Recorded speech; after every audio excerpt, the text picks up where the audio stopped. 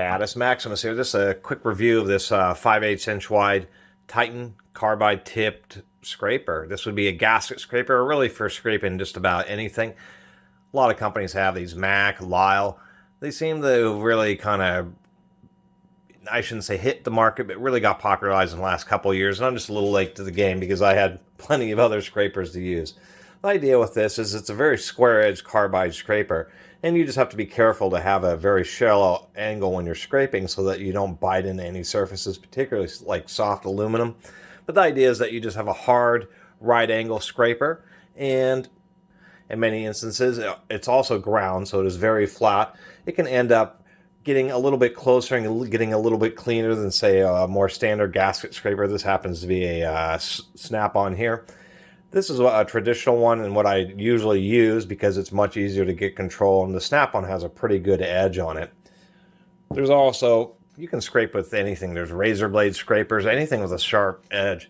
Anytime I really needed more precision scraping on, especially on smaller surfaces, I just use these high-speed steel. These are manual lathe cutting tools that you actually grind yourself, and this just happens to be a 5/16 one. High-speed steel.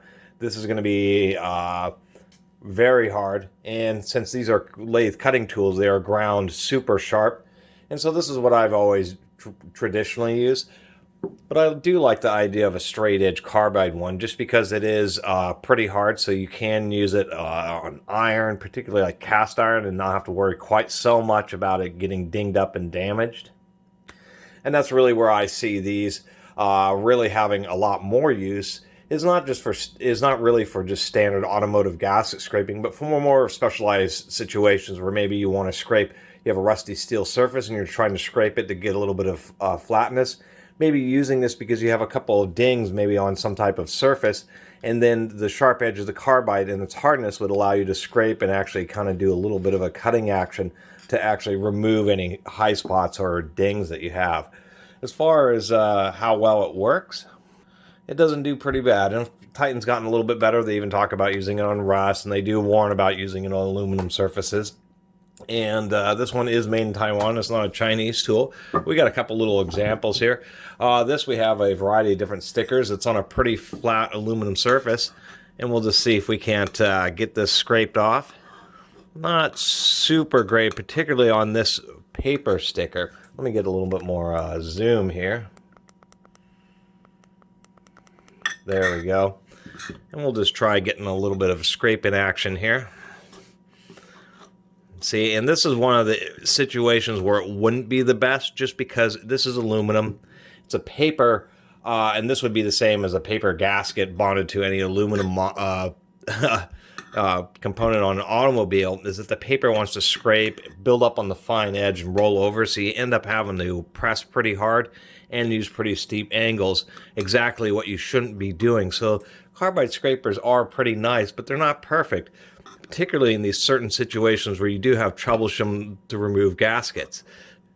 In this situation, it's really becoming pretty obvious that as soon as you scrape, you get a little bit of a scraping action, and then some paper rolls over, gets caught on the edge like that, and then you're constantly having to wipe it. So they're not perfect.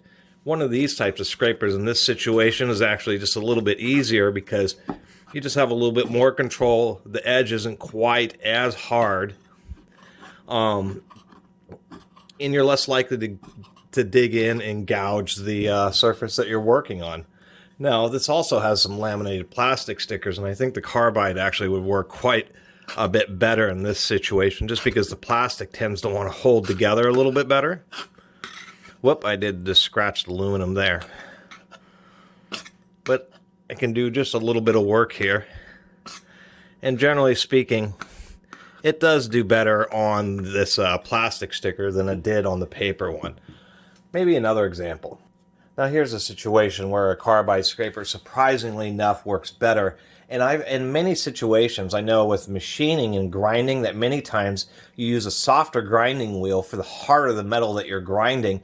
I don't exactly understand why that works, but many times you get a better finish than using a very hard grinding wheel when working with a very hard material. This is the same situation. This is a heatsink with kind of gummy heatsink compound. When you try to peel it off, it just breaks.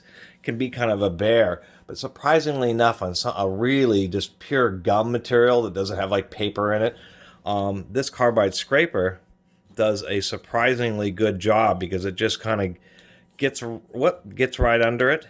You got to be real careful to not scrape, and as you can see here, it's just about impossible many times to use a carbide scraper on an aluminum surface and not have it scratch. And that's kind of the deal, is people say you got to be careful and whatnot. Really, you don't want to use one of these to really remove the bulk of the gasket material. You want to use, once again, something more like this to try to remove as much as possible. And then after you've gotten most of the material removed with a more traditional type of scraper, actually this snap-on is just making really short work of this. This is more of a video of an example of why traditional scrapers are better than carbide scrapers. Then you might come along with the carbide scraper afterwards, just to try to remove any kind of remaining residue, as opposed to actually using it to try to scrape up all the raw material itself. Anyway, that's the moral of the story. This Titan one seems to be the same. There's basically two handle styles. There's, I would say, the Lyle and Mac handle style, and then there's this handle style. Maybe it's the Performance Tool, I'm not sure. I do like this handle style. It's a really completely solid handle. They have a really thick steel beam to support this. Nice recesses both here on the sides and a taper, so it's actually some pretty intelligent ergonomics. I think a better example of where a carbide tool would be best is, say, this silk screening here. I bet I could use this tool, since it should be really flat, to be able to scrape this off without doing too much damage to the surface. Now this is an example of exactly what a carbide tool is good for. It's just to remove very thin residues where there's no actual, bulk of material that's going to start rolling under the edge. Part of the issue, like with the sticker on the back side, is you get some rolling. It's not in the middle, so it causes your tool to want to rock up, and then now you're diving into the surface with one of the corners, which is a bad thing. But as we can see right here, I can use this, and it actually is doing a pretty decent job of just scraping off this silk screen, which is, only a couple thousandths of an inch tall. Wipe that off, and as you can see, it actually did a pretty decent job. Basically can't feel anything there. That's exactly what a carbide scraper is really good for, is just removing the very last bit of material and making sure the surface is totally flat. As far as the Titan's concerned, I think it's an okay value. It's a little expensive retail at $15. But I guess it's okay, because these a lot of times come in two-piece sets of 5/8 and a 1 1/4 inch wide one, and they're about $30–35. So overall, I think it's a reasonable value for a Taiwanese tool. They definitely are pretty cool to have, and I've just been a little bit late to the game picking up one of these. But they have their applications. They are not a do-it-all scraper, and you'll still want to have standard scraper as well as other types of specialty tools that you use for scraping razor blades. This just would go along in the arsenal. You just have to be careful using them, because obviously it's very easy to ding and damage up surfaces if you're not careful with it. Anyway, I really appreciate everybody who's been watching and subscribing and commenting. And if you haven't subscribed, please do. Until next time, Catus Maximus out.